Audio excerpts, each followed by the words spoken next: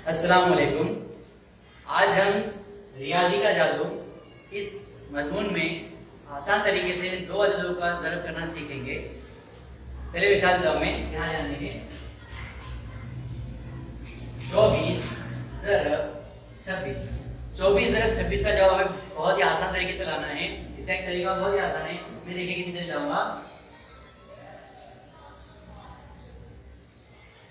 ये होगा इसका जवाब। 24 को 26 से ज़रब करेंगे, जवाब हमारा आएगा 624। पर कैसे आया, इसका तरीका है। एक और दूसरा मिसाल देखिए।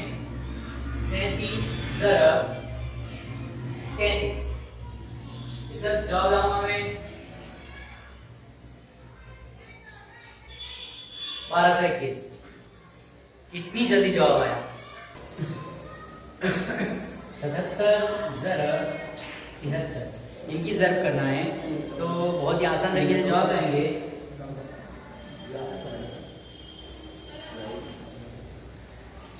ये होगा इसका जवाब।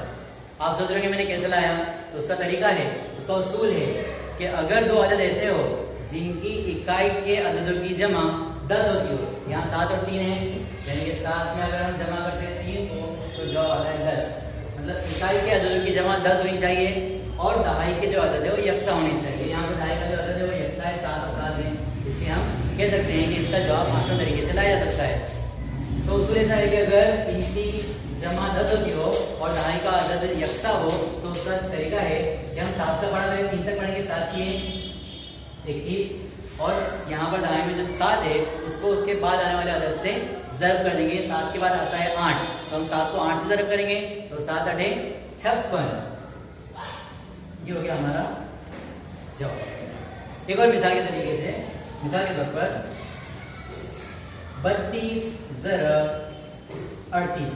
हम देखेंगे कि यहाँ पर इकाई के अददों की जमा 10 होती है, 2 और 8 10 होते हैं और दहाई का अदद यकसा है। इसका मतलब इस पर ये उसूल कायम कर सकते हैं। 2 का पहाड़ा 8 तक पढ़ेंगे, 8 का पहाड़ा 2 तक पढ़ेंगे, 8 दूनी 16 और 3 को उसके बाद आने वाला 10 से ज़र्ब कर देंगे। 3 का पहाड़ा 4 तक पढ़ेंगे, 3 चौक 12। ये होगा हमारा जवाब। तो देखा आपने कितना आसान तरीका है। तो आपकी मशक के लिए यहाँ पर मिसाल देता हूँ, आपको अभी घर पर ये करना है। मिसाल है 26 ज़रब 24। दूसरा है 56 ज़रब 54।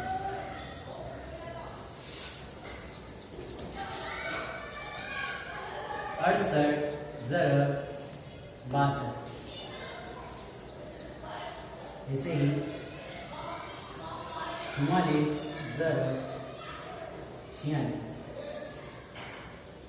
आप देखेंगे इनमें सब में इकाई के अददों की जमा 10 होती है और दहाई के अदद यकसा है। तरीका वही है, इन दोनों की ज़र्ब करना है और इसके बाद आने वाले अदद से ज़र्ब दे देना है। यहाँ पर ये जवाब आ जाएगा।